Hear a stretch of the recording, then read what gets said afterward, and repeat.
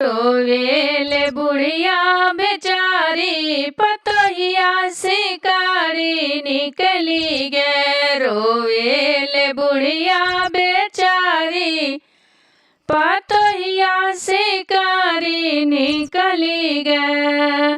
शिकारी निकली गे, शिकारी निकली गे। रोवेले बुढ़िया बेचारी पतोहिया शिकारी निकली गे।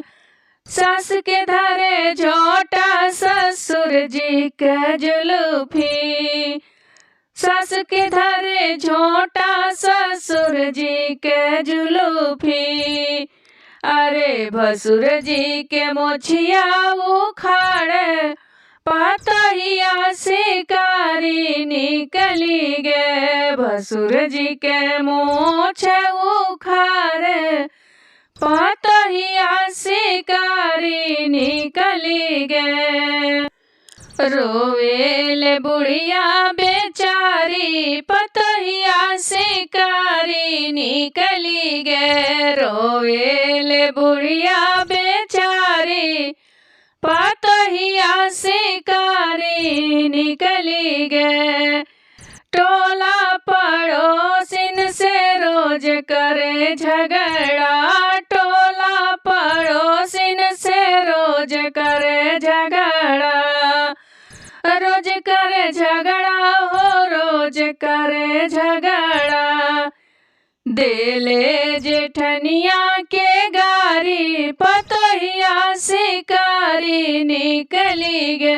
देले जेठनिया के गारी पतोहिया शिकारी निकली गे।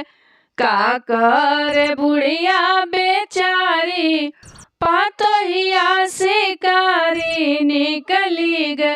रोवेले बुढ़िया बेचारी पतोहिया शिकारी निकली गे। घर परिवार के कदरो ना जाने। घर परिवार के कदरो ना जाने। कदरो न जाने हो, कदरो न जाने।